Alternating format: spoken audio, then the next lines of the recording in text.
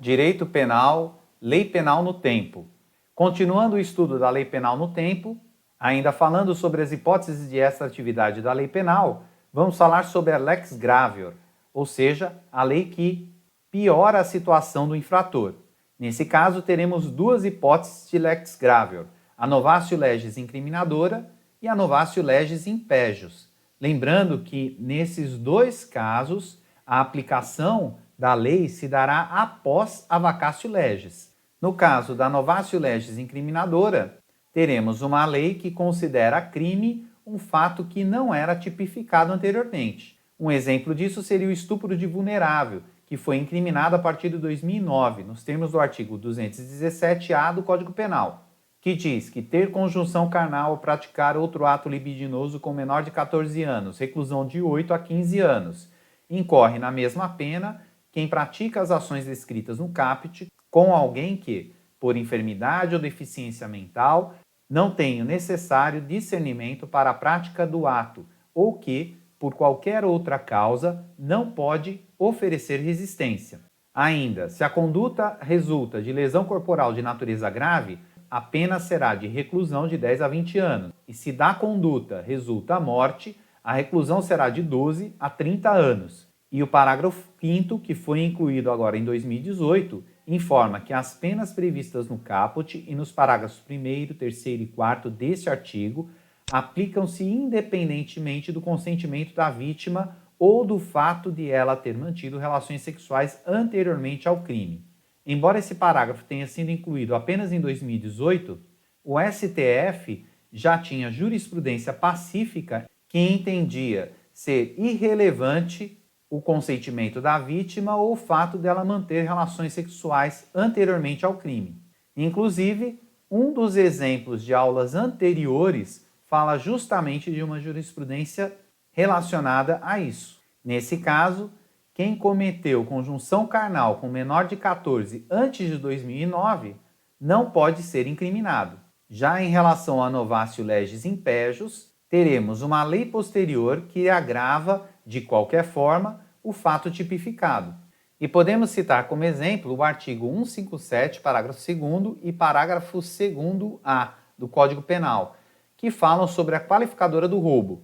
E o artigo 157 informa que subtrair coisa móvel alheia para si ou para outrem, mediante grave ameaça ou violência à pessoa, ou depois de havê-la, por qualquer meio, reduzida à impossibilidade de resistência, reclusão de 4 a 10 anos e multa. E que na mesma pena incorre quem, logo depois de subtraída a coisa, emprega violência contra a pessoa ou grave ameaça, a fim de assegurar a impunidade do crime ou a detenção da coisa para si ou para terceiro. Daí o parágrafo 2º dizia que a pena aumenta-se de 1/3 até a metade se a violência ou ameaça é exercida com emprego de arma. Entretanto, em 2018, houve uma alteração desse parágrafo e inciso, deslocando-o para o parágrafo 2º-A, que foi incluído nesse artigo e que diz que a pena aumenta-se de 2/3 se a violência ou ameaça é exercida com emprego de arma de fogo. Observe que a pena de 2/3 é maior do que o aumento de pena de 1/3 à metade. Portanto, a situação do crime foi agravada em 2018. Dessa forma, essa qualificadora não retroagirá para atingir os fatos ou atos cometidos antes dessa alteração.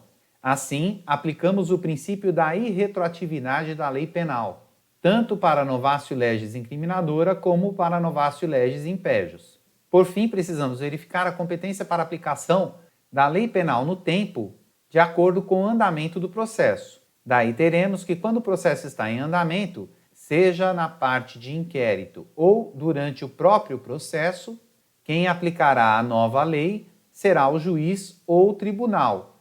O juiz no caso de primeira instância ou o tribunal em casos de processos que sejam de competência originária deste. Já quando o processo estiver em grau de recurso, quem aplicará será o próprio relator no tribunal. Já em relação à competência após o trânsito em julgado, essa será do juízo das execuções nos termos da súmula 611 do STF, que deixa claro quando informa que, transitada em julgado a sentença condenatória, compete ao juízo das execuções a aplicação da lei mais benigna. Por fim, quando o processo estiver em execução, a competência será do próprio juízo das execuções nos termos do artigo 66, inciso 1 da Lei de Execuções Penais, que diz que compete ao juiz da execução aplicar nos casos julgados lei posterior que de qualquer modo favorecer o condenado. Ainda em relação à legitimidade para a solicitação da aplicação da lei nova, ela poderá se dar de ofício ou a requerimento, tanto do condenado como do Ministério Público, nos termos do artigo 13 da Lei de Introdução ao Código de Processo Penal, que diz que a aplicação da lei nova ao fato julgado por sentença condenatória irrecorrível nos casos previstos do artigo 2º e seu parágrafo do Código Penal far-se-á mediante despacho do juiz de ofício ou a requerimento do condenado ou do Ministério Público.